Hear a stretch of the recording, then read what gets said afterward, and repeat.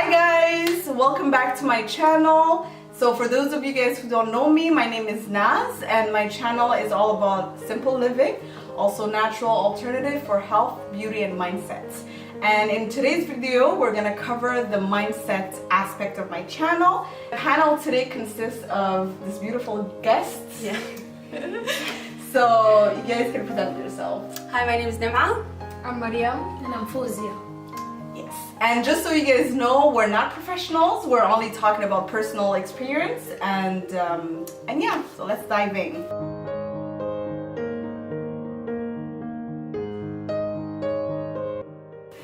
So I have a series of questions for you guys here.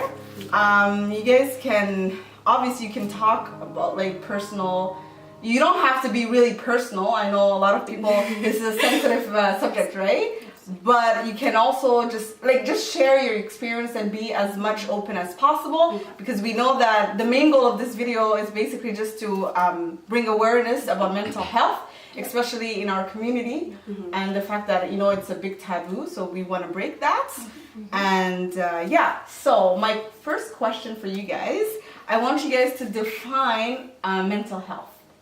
Mental illness is basically someone who's challenging inside, like having issues, understanding their life, how to cope with their life. And also it has different forms of mental illness. There's depression, anxiety, schizophrenia. Yeah, there's different levels. There's different levels and different form. Yeah. And that, like, we need to understand what this person is really struggling with. Yes. And do you believe that everybody can suffer from mental health? Yes. Yeah. For example, eating disorder. I do know a lot of people who struggle with eating disorder, and they really think that this is not illness. Yes. They don't believe it. Yeah. So They don't see it. Yeah. Exactly. Yes. What about you, Mariam? No, I agree with everything she said. It's like an internal struggle that the person is going through, and like you said, a lot of the times people don't know that they're suffering from a mental illness, you know? Yeah. Like, especially when it comes to depression, somebody might notice that they're like a little bit more tired, but they won't associate it necessarily to depression. Exactly. And they'll just go about their life until it gets to a point where it's really, really bad. Definitely. So I just feel like sometimes the people around you we should all be like aware of the people around us. Exactly. And if you notice that like your family member or your friend is changing, more tired, doesn't want to go out anymore, like is feeling you know, down like all the time, then maybe you should be able to talk advise about it. and talk about it instead of being like just shutting it down. And I feel like that's something that's That done we a do lot. a lot, Absolutely. Yeah, and I feel like the first step of healing yourself is acknowledging the fact that it is mental health. And it's normal. It's not something, you know, out of this world, and it's not, you're not crazy. Exactly. Exactly. And that's the worst thing, when you think you're crazy and like no one is realizing it but you, like that you have a problem and people are not acknowledging your issues, you know? And sometimes I feel like this community, we just undermine problems. Like imagine if someone has a problem, or if you see a friend changing, you're just like, okay, whatever, like I don't know what's wrong with her, but I'm not even gonna deal with it. Definitely. As like other communities, they might like see a problem, like a shame. Exactly. And the other person, like, he will see like he's not confident to tell you about these problems because the first time he tried, he shut it down. So he's like, why am I even gonna bother myself repeating it? Because when I tell you my problem, you're not even taking it as serious. And the person feels like they're being judged. And no, definitely. So that's your definition of mental health. Mental health is like when you're not at your 100%. In your mind. I feel like we're never at 100% ever, because that's life. Like, you have challenges and there's always a problem. But at least like at a point that it's blocking your regular life. You know, that you can't continue with your life. That's basically. I believe that it's the same thing. Like I know so many people that struggle with mental health. I'm pretty open about it, and I did struggle with mental health. And I rather say mental health and not mental illness. Because you know, it's like saying, like, you know, because people also get sick physically, and there's a cure for that. So if you're sick mentally, it's not you're not like, you know. It's not really like, Yeah, everybody struggle with that, right? People think that when it goes to mental health, it's a big thing. Yes. But as your body gets sick, your mind gets sick as well. So what are you guys? You guys are quick to go to the doctor, get like walk-in clinic all the time to get medication. But when it's the mind, you guys are not trying to figure out a way to. Yeah. And there's actually a whole science about the power of the brain. Yeah. We're gonna talk about it at the end of the video. And what do you guys think about what Islam says about mental health? Do you think Islam talks about mental health? Like, is there anything in the Quran or the Sunnah of the Prophet that talks about mental health? I think I might have heard something regarding that. Yeah. But honestly, I can't say because I'm not really like sure about it. But I feel like Allah, as He said, like if your body, physically, you have to take care of your body. That's why I encourage us to go to like working out, but you know what I mean, like be more physical, like wake up early in the morning, sleep at night, like there's all of that. So I feel like mental health is with that as well. Because if you don't sleep, like if you don't sleep regularly, sleep is a big part. Exactly, you have to sleep a lot, and if you're just always like, I don't know, I feel like if you surround yourself with good positive energy, then it will translate physically and your mental health. But if you're surrounding yourself with bad people, bad environment, then obviously that will go to your mental health as well. Definitely, you know. So I feel like Allah it is in the Quran maybe, but it's not literally in there, but it's like it's a circle, you know, like it's the same thing. I personally feel that we just don't talk about it. Exactly. It is in the Quran, and it's like, you know, it's part of our emotions, and you know how like Allah created insan and, you know, animals also, right? Animals don't have feelings, but we have feelings. So being sad is part of of our, you know, being a human. It's part of that. And there's also du'as, right? Yes. There's so many du'as that the Prophet, you know, taught us to, you know, sallallahu alaihi wasallam. So what do you think? Well, basically Islam talks about mental illness or mental health in different ways, like she mentioned. But praying, once you see that you're not yourself, run to your salat, pray. The more you pray, the better you get answers. Making a lot of invocation, du'as. For example, the du'a that most of us know is that Allahumma inni a'udhu bika min al-hammi wal-'azni wal-'ajzi wal-kasali wal-jubn wal-bukhl wal-dali'dain wa qalabat ar-rijal. That's du'a. It says it, anxiety, when you're in debt, when you're in a lot of stress, when you're in a lot of when you're not yourself, basically run to your prayers, your du'as. And we just say, okay, pray and du'as. Allah subhanahu wa ta'ala taught us that already. He put it in His Quran. It's already there. But we need to understand that we need to seek professional help as well. Seeking professional help, getting the proper treatment will basically help you. When you put those two together, Allah, with the help of Allah subhanahu wa ta'ala, you will help like the suffer go away. Your suffering will go away, and you will be yourself by the grace of God subhanahu wa ta'ala. And you need to be fully yourself to be able to pray, to perform, you know, to be a good model Islam, like, you know, Muslim. You need to be yourself. Like, and it's the same thing about eating well also. If you don't eat well, you feel tired, you don't have energy to go out, help your community, you know, be active. So all of that is part of being a good Muslim too. But unfortunately we just see, like, you know, one aspect of it. And I'm just gonna add that praying, even if you're not yourself and you don't even know that you're praying in your head, but you're trying your best. The more you pray, Allah subhanahu wa ta'ala in His Quran said, the more you pray, even the Prophet sallallahu alaihi wasallam taught us that, the more you pray, the better you become. So, step by step, you'll get there. It's true. And even nowadays, you know how it's become popular to meditate? You know how, like, you know, people are talking about meditation, yoga and all that. It's part of also, you know, prayer is that. You know, when we're talking about Khushu'. Exactly. And so exactly, you have to be fully yourself, and when you're making dua, you have to have a conversation with your creator, right? And because he knows you better than nobody else. And you know how sometimes it's hard to talk about your feelings to someone else because you're thinking maybe this person doesn't judge me. Yes. But when you're talking to your creator, you're like, you don't need to explain yourself. Exactly. This is how I feel, this is how I feel. What do you think? But like I just wanted to add, like when you're making like dua, usually like you're talking, like you said, you're talking to Allah subhanahu wa ta'ala, and a lot of people they try to like make dua like in Arabic. Yes.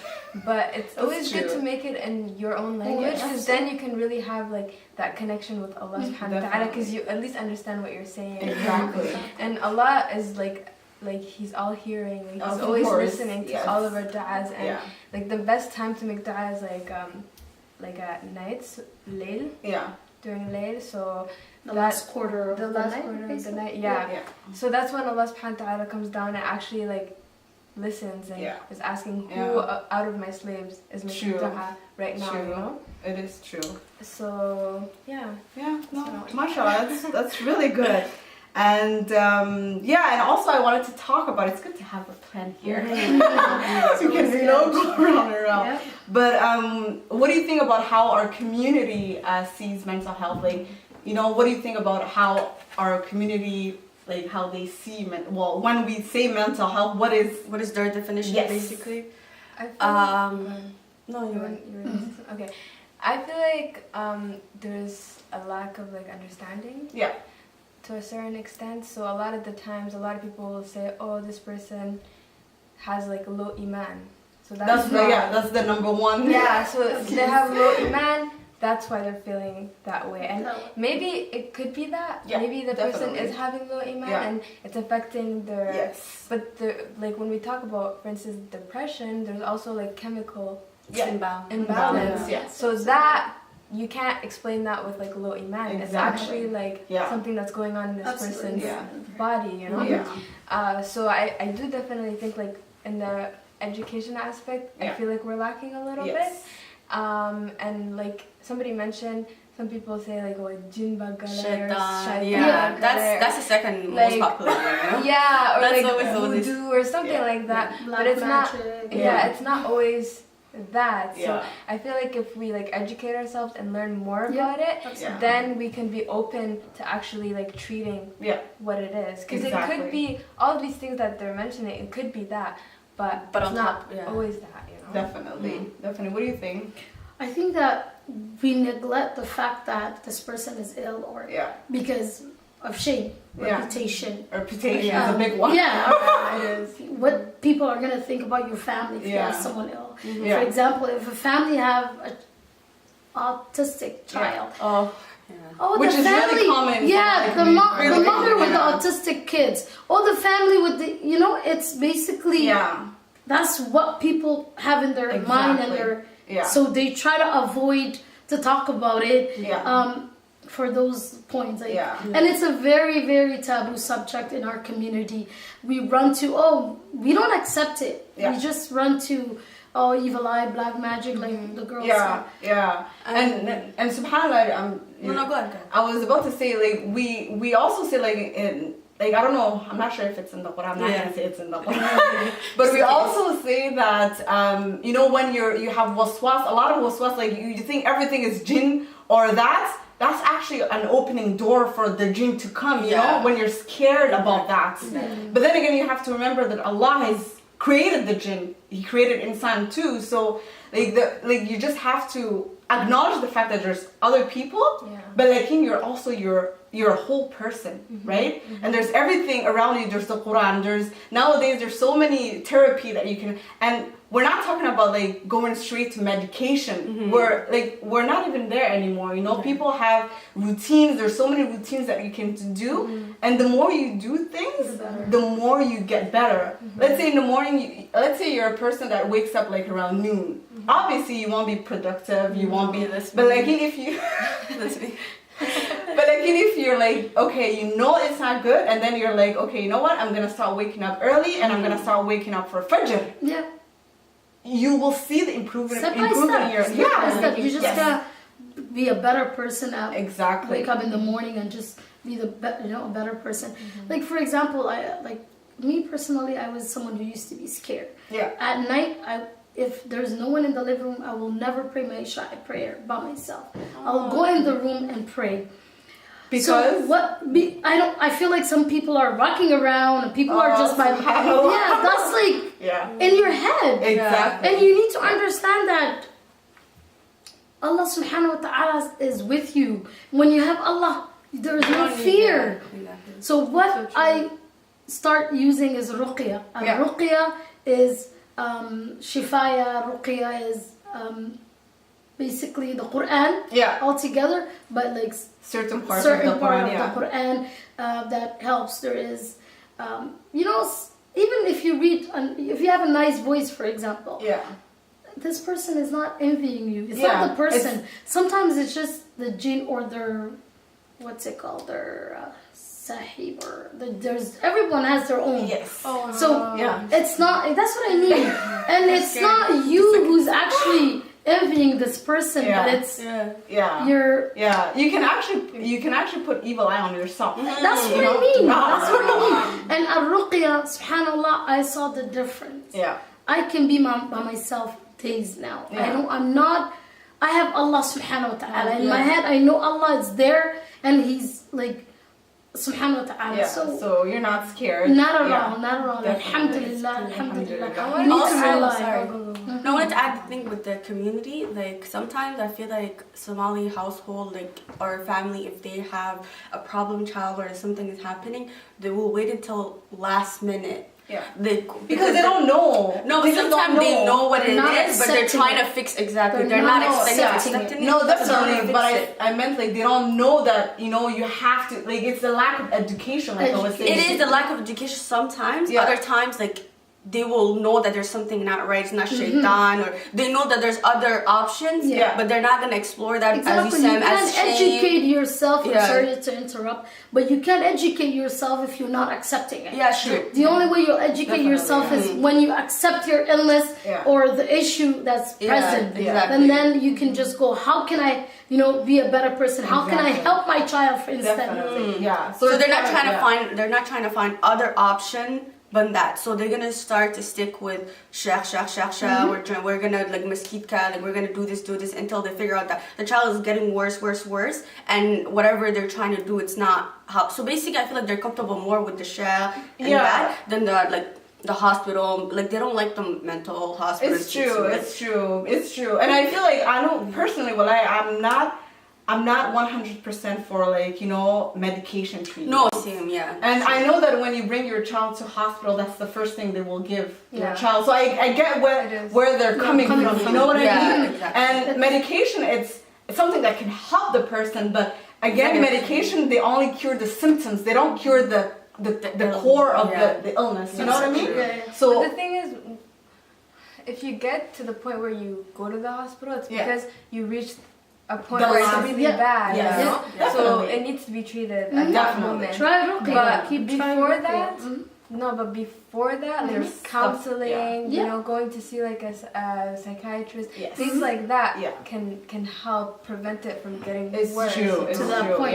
And letting your emotion out. It's like sometimes talking to somebody and just saying what you have. And it's really, really difficult to the family as well.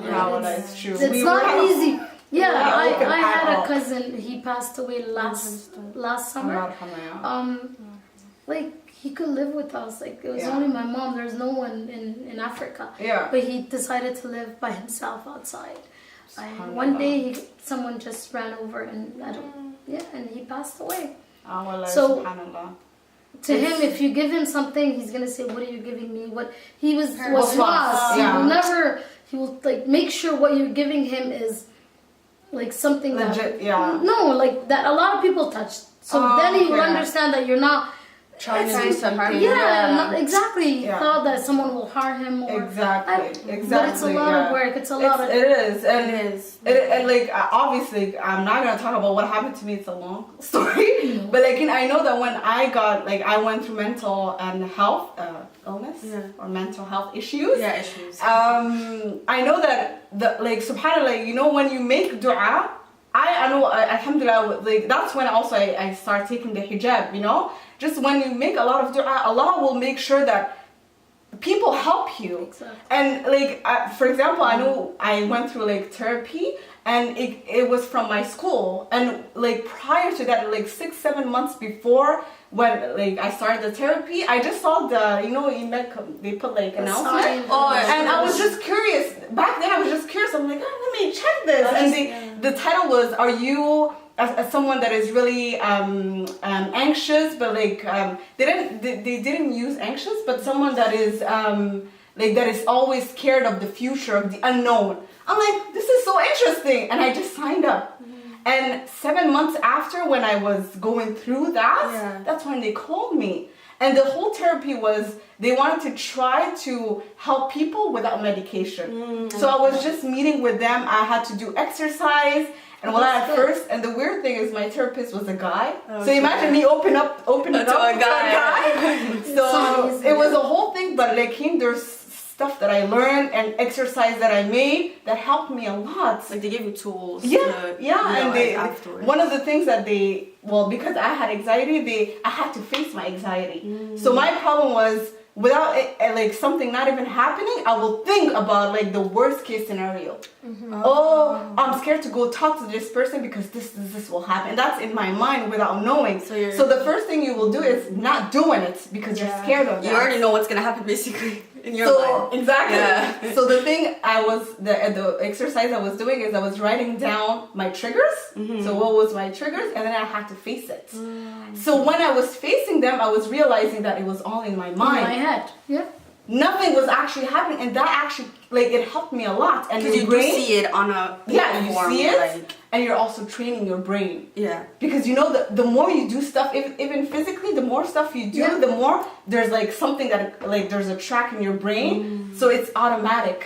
You know, when you think negative, you continue to think negative, it's going to be automatic for you to think negative all the time. Absolutely. But when you know it's negative, you stop yourself, and then you start thinking positive. So that helps you. You know what I mean? Yeah. So that really helped me, wallahi, mashallah. And that's only one of the exercise that I learned. But just to show you guys that it doesn't have to go you don't have medication is not the end goal. It's not exactly. It's not the only solution. Exactly. And that's what scares a lot of people. And I understand. I would they never think that try just that. medication is only medication. Like if you go to the hospital, if you go to a psychologist, the first thing he's gonna do is give you medication. And but if you don't want the medication, you don't have to take it. But you just have to do some research to see if there's other tools. Options. Like that option is really good. Like people have stress, like there's people that think like ahead of what's gonna happen, as you said. So if you have those tools, it helps after the therapy, you can still use them in your daily life. You know, definitely. so that's really good. No, mashallah. But you have to understand that you have a problem. Acknowledge the problem. Yeah, I think help. I think after a certain time you can help, but not like you will notice. At first, you don't know the little triggers.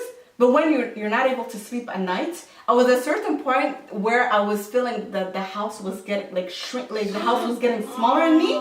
So you know, so I wanted to just go outside for air. So when you see that, you know that something is not right. Yeah. And now I know. But when you tell somebody like your story, they think our community mostly. They think it's something big deal. I know. They think mental something. illness is a whole lot of you're going crazy about to lose your mind. Yeah. But I feel like it's not there. Sorry, I feel like sometimes even that that can be one of the response. Yeah. But other times if you tell me that, be like, that's it. That's the only thing. That's your problem. It's true. Because for someone it might be like something big. Yeah. They might go either way. Yeah. Some people would be like, Allah wala nisa. Or but other times will be like, who's gonna stop it? No, it's okay. Okay. I feel like other times like they might be like, you will tell like in your mind you're like, okay, this is too much. I need to talk to someone, and then you're gonna confide to that one friend that doesn't understand it and be like, do you understand everything that's happening in the world? True. Like, this is the only thing, that's your problem? That's the only thing you're talking about. Like, so they'll minimize your problem, and then you're like, wow, exactly. Yeah. So we're known to belittle. But I wasn't talking, like, nobody knew, like, you know, nobody knew. Even my sister, she was sleeping in the same room as me. She didn't know. That's the worst. The only person I knew was my psycho. You know, it became my best friend. That's good. At least one person exactly. Instead of just keeping it to yourself. But the fact that I was talking about it, that helps a lot. Oh my god! Every day every day I was like, oh my god, I can't wait for that. Have more story to tell. It's true, but sometimes it was scary because I had to face my anxiety. You know. Yeah. But then after you face it, but now I know. Now I know, and there's so many stuff that I use, and there's like for the longest time I thought I had asthma. But it was hyperventilation. Oh my God. So that's when you have panic attack. Yeah. For the longest time, I thought, and by doing exercise, my asthma went away because it wasn't asthma; it was hyperventilation. Were you using puffers? Yes. But when I say that it's in your brain, it's true because when I use the puffers, I would feel good. Because you hold in my mind. That's what they don't diagnose, right? They're looking at, you can't breathe, you're okay. These are your symptoms. You have asthma, straight. Sorry, doctors, but that's the same thing.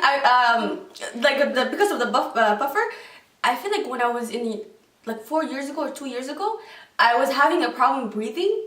And then I went to a walk-in clinic. They prescribed me that. They gave it to me. But then I'm like, I didn't even use it because I'm like, I don't even need it. Like, I don't think I need it. Like, I don't think I have a problem to breathe. But I feel like sometimes the clinic or whatever, like, if it's walk-in clinic at that, they don't have time to listen to whatever you're saying. No, you just need a couple of symptoms so they can give you the medication and that's it. In your life. Yeah. Sometimes through exams, for example. You're going through exams. Interviews. Oh my God. People, everybody's not the same. They don't take stuff the same way as. True. Like we're all different people. We take it differently. Exactly. So that could happen at some point. Exactly. So unfortunately, Fozia had to leave because she had an appointment, and all this got really deep. So kind of talked a lot. So we're just gonna continue, and I think she left a message for us to share on her behalf. Should we share it at the end? At the end. Yeah. She wanted us to say it. I was like, all right. So we're just gonna continue. So my next question for you guys is, so have you ever suffered of mental health, or do you know anybody that suffered from mental health? So for me, I suffer from anxiety. I have never been diagnosed, but I just know it just because of what I've experienced. And for instance, when I was in nursing school, that's something that I would struggle with a lot without me even realizing it. Because we touched upon that earlier when we were talking. A lot of people, they have these problems, but they don't even know, or they don't even realize it, or they just put it at the back of their mind and they keep going. And that's exactly what I was doing until my 4th year, where I felt like it was just getting worse. And I just kept making these little mistakes, and I wasn't improving. And I didn't feel like I was learning, you know, because I would just stop myself instead of doing what I had to do, you know. Exactly. So a little story, when I was doing my consolidation, my teacher, she told me, oh, you did so good, I'm so proud of you, I heard such good things of you, and that became a trigger for me. It became a trigger, I know it's supposed to be positive, but for me, I took it bad. I was thinking about the worst possible things. I felt now that she thinks I'm good, there's an expectation. I'm gonna have to reach this expectation, and because of that, she's talking to me normally, but there's a lot of things going. Stress on yourself. Yeah, I was putting so much stress on myself that literally the next moment, I made a mistake, you know. And at that moment, it was a mistake that could have been bad for the patient. So I was oh my God, at that moment I was okay, I really have to fix myself, because this is not good. But you acknowledge it, which is really good. I acknowledged it, and because I realized every time I would start feeling anxious or constricted, I would also feel I can't see. Not literally, but it's just there's a wall, and I would still keep going instead of taking time. And what I started doing is I started just stopping, breathing in and out, and doing subhanallah, alhamdulillah. We're gonna talk about techniques in a few minutes. So but that helped me. Okay, mashallah. And you? Me, I feel like I have a lot of things that I'm stressed about, but then at the same time, I'm not as bad, you can say. Like, I can kind of know when I'm stressed, which is pretty good, alhamdulillah. Like, at least, like, I'm not, like, I feel bad for people that can't pinpoint the problem. Are you in tune with your feelings? Like, there's some people like that. They know how, like, they know themselves really well. No, I feel like if I'm having a panic attack, I will know. Like, if I'm overreacting, I can check myself and be like, relax, it's not that deep. And I do say that, like, all my friends know that I say that all the time. I'm like, is it okay? It's not even fine, you know, like, in my mind. But I don't try to, like, if it's not, like, if somebody tell me, if somebody tell me something, I'm not gonna be like, yo, relax, because that's the way I cope myself. But I feel like other people might not use the same tool. But if something is happening to me, like, I will give myself though the time to stress, because you can't fix yourself like that. It's really hard to go back, you know. So I will know, like, I will give myself like time to stress and be like, okay, Nema, you had enough time. Now, like, what are you gonna do? Like, do you have a solution? Like, I feel like I can try to put it back. You know? Next question is, what do you think that impacts mental health? Whether, like, it's environmental, physical, like, what do you think that can trigger it? I know triggers are different for everybody, but what do you think is the main, what can it come from? I feel like for some people they might be alone, you know. Loneliness, like, if you're, like, there can be like a lot of factors because of that, but imagine, like, you're living by yourself, your parents are not there with you, like, or you're like, you just came to this country and you don't know a lot of people. So when you're alone and you're just dealing with your problem by yourself, that can cause it, you know, like, because you don't have a way to talk about it. You don't have no one to talk about. You don't know the resource. You don't know what's happening in this country. Also, for new, like, people that just came in, cultural shock. Is that what culture shock, different environment. So that can be one of the factors. A lot of things, I know a lot of people talk about trauma, you know, something can, and sometimes, subhanAllah, you don't even know, like, it's in the back of your mind, so you're not really aware of that, but it is the cause of, like, your mental illness, right? What about you? I feel like sometimes when you're starting something new, that can maybe cause, like, because you're used to that cycle. Because you're always used to, like, the specific cycle, and then now you're going, for instance, you're going from, like, high school, and then now you have to go to university. And, you know, before you go to university, they're always telling you it's so hard, first year is difficult. So people are already drilling that in you, so I feel like that can cause, like, anxiety. It might not be like a mental illness or a mental health issue, but it could be a start of something for certain people. A lot of times, like, there's usually a trigger, like you said. Like, there's always triggers, like, someone, usually you kind of always had it in you, but then something will awaken it. Something triggers, like for me, it was school that triggered it. Like, when I was in high school, I was always someone who cried whenever I had a B. Like, I was that person. I'm sorry, but it was me. But I didn't think nothing of it. I just thought it was normal to cry if you have a B, you know? Nerd alert! I thought it was normal, you see? But then, and I didn't think I had, like, any issues or anything. But then when I went into university... But it is normal. That is normal. That is normal. It's just the accumulation of that, I guess. I didn't think anything of it. But then when I went into university and things started getting, like, really difficult, and because I was never someone who worked, okay? I always stayed at home and studied. Like, my whole life was studying, and then now I have to do clinicals. So I'm like, what is this? I don't know how to work. So that was, like, something new, and that just gave me so much anxiety. No, I feel like it's different for everybody. I know that for me, it's because I was always, like, a perfectionist, so I wanted to like, be perfect at everything. And that's also really common in women, you know, because, you know, we have to be a good wife, like we already mentioned, but we have to, like, you know, expectations. Expectations are so high for us, and so. But and one thing I also wanted to say is, trauma can be something. Environments also, you know, you see that people, mashallah, that lives in, like, really good environment, like, you know, like the islands, they're happier, you know. And you know, vitamin D is the sun vitamin. When you get a lot of sun, you're actually happier. And it's like people that lives in, like, you know, winter places are like always, you know, yeah, people are, there's also seasonal depression. Wallahi. I think, I thought for a long time I had that. Every time it's winter, I don't want to go to school. Like, what is this? Especially when you're not born here and you're not used to this. I trigger. I swear. It's true. But one other thing is food. Like, you know, because a lot of people they have vitamin deficiency. They have also, like, you know, mineral deficiency. They don't eat well. And for my case, I had a hormonal imbalance. So because of, like, I also went through like a burnout, you know, I was going full-time master, full-time working call center. Please, so say those words. So all of that impacted on my hormones, right? And like, anyways, I'm not gonna talk about it, but like, just to tell you that food can also impact on your overall well-being, you know, especially your mental state, because your brain works with hormones and, you know, vitamins and stuff like that.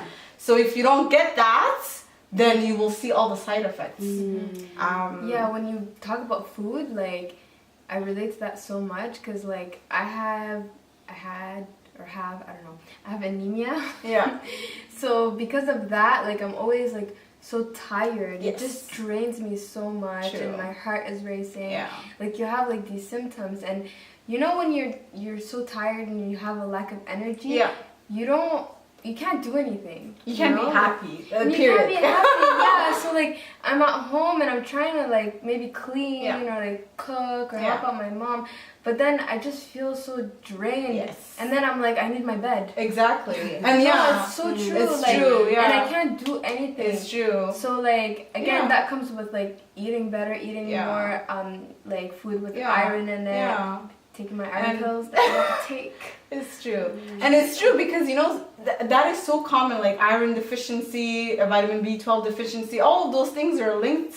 But imagine like someone that is praying, their iman is good and everything, and the person is going through anxiety and depression because of like vitamin deficiency and because of environment and all that.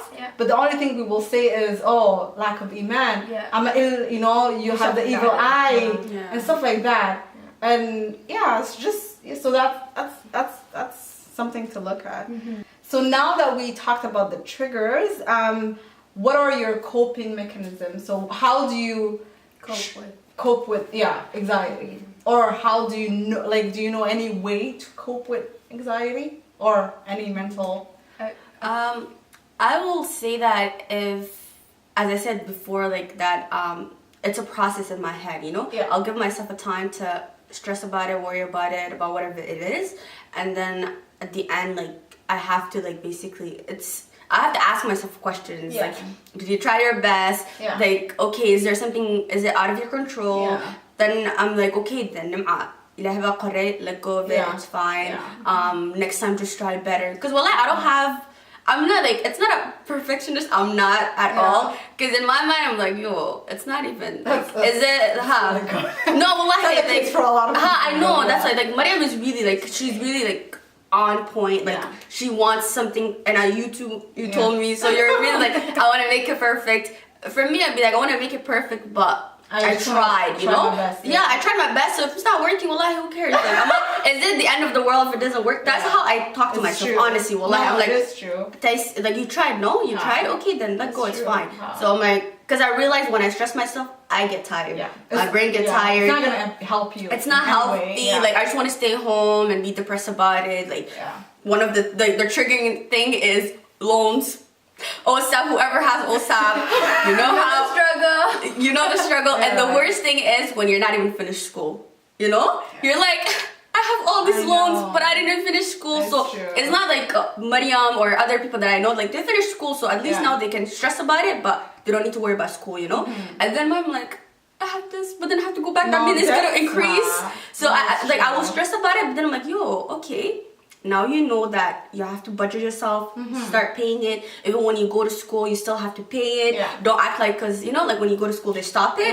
And like, you just have to keep up a routine, as you said, keep paying it. Like, so basically, I'm giving myself plan. Yeah, and smart. that's what I always do, you know. So I'm like, okay, you have to have a plan in place because freaking out is not going to do anything. No, for you. That's really good. Well, It's not the case for all. I know it's Really not the isn't. case, but that's why when I hear other people, I'm like, oh, I feel so bad, you know. I'm like, no, it's good that you're at that place, like, you know, in your mind, you're like that. It's really good because, like, it wasn't the case for me, like, of course, and it's one of the things that they teach you. Like, it's one of the things that I learned in my therapy is you have to be your own coach, right? Yeah. And but anyways, I'm gonna talk about what about you? Yeah.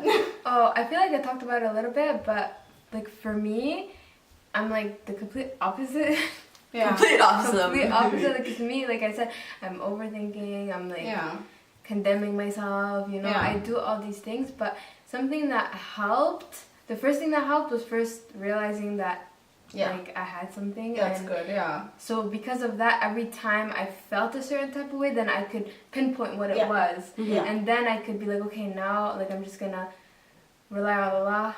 Do my subhanallah, alhamdulillah, Allahu Akbar, and just try to put my trust in Allah. And then I would just try to remind myself of Allah and like that He's here and that He's helping me and that, you know, I'm not that bad. No, it's true. So I would try to like be positive. Yeah.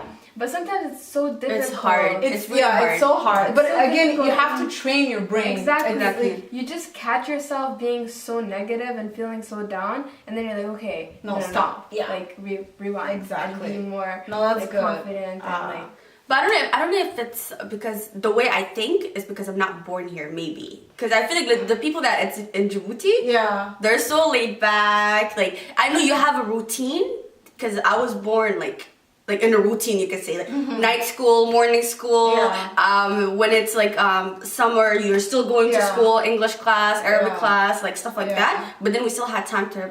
They say that like you know, Western society, they're known for like anxiety, depression, is because like everybody's like running. We're only running. That's all we do. Like, and we have so much stuff. You know how like in Africa they say that people don't have money, but they look happy. Right, because they have time, and time is like if there's no value to time. You can't buy time. You're right. But imagine you're running after money, but you don't even have time to enjoy your money. You know what I mean? So it's just a cycle, but. I still believe that people in Africa or whatever you are, anxiety is still there. It's just the way you cope with it is different. The way you see it, and I don't know about guys are different. Like you know how guys like if some I was born with a lot of a lot of guys. So when they see something, they're not as obsessed about like as much as we are. They can see something as like okay, whatever, and then they move on. We like we're gonna sit down, and that's how our brain is, right? So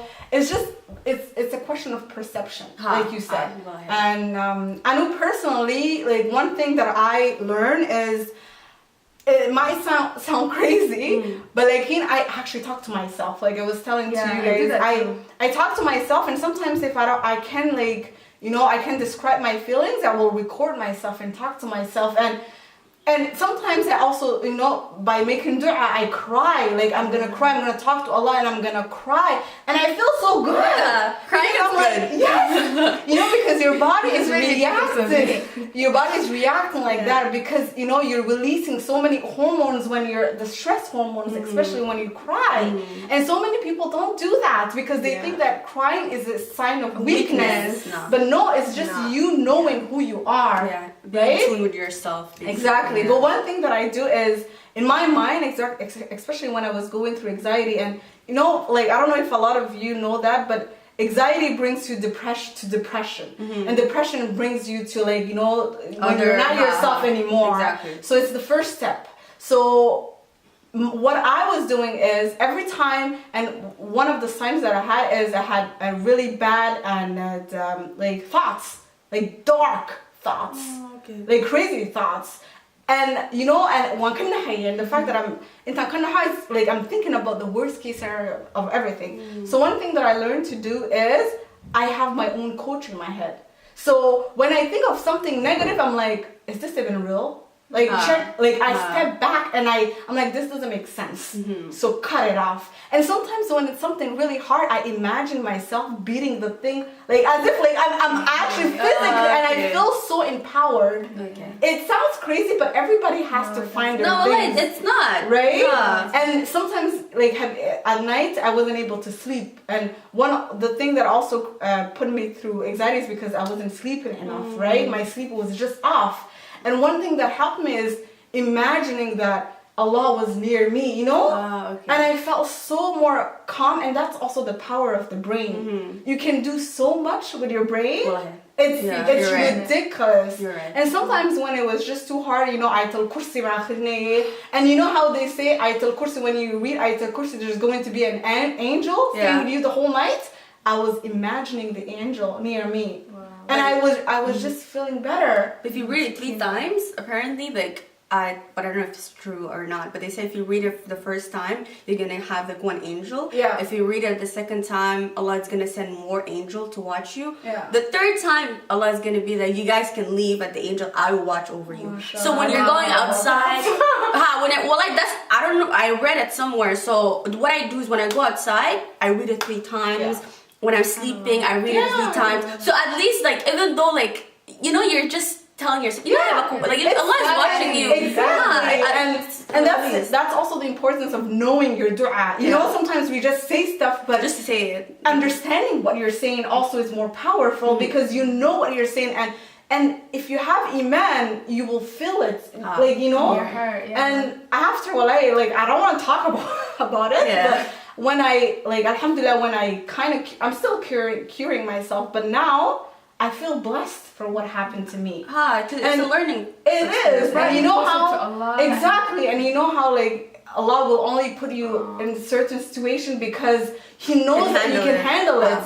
It's true, and all of that made me, like, put me in a certain place where I'm closer to Allah, and I know so many du'as, you know, and I can relate to people. That's the most thing that is amazing. Like, when people cry or when people are feeling something, I can relate. That's the worst thing when you're talking and you can't. The other person can't relate, you know. So it gives you more empathy. Yeah, you're right. So alhamdulillah, that's why we good. And the last thing, I know I'm talking too much. No, it's good. So we're learning. The last thing is there's also a dua. Well, not a hadith actually. A hadith that says that all the prophets, you know, when they make dua to Allah, they show gratitude. So you know, when we make dua, we always say Allah kanisi, ilahi kanisi. Yeah, it's always begging. But Allah says that when you show gratitude, I'll give you more. So when the dua of the prophet, if you YouTube it, they only say alhamdulillah for this, ya Allah, alhamdulillah for this, and or they praise Allah. Exactly, you know, and that's how Allah bless you more. And nowadays, even Adan people, even people with no faith, they practice gratitude. So they will wake up and they have like 3 things that they're grateful for. So they will, and just reminding yourself helps you a lot. Instead of being focused on all the things that are negative in your life, focus on the positive.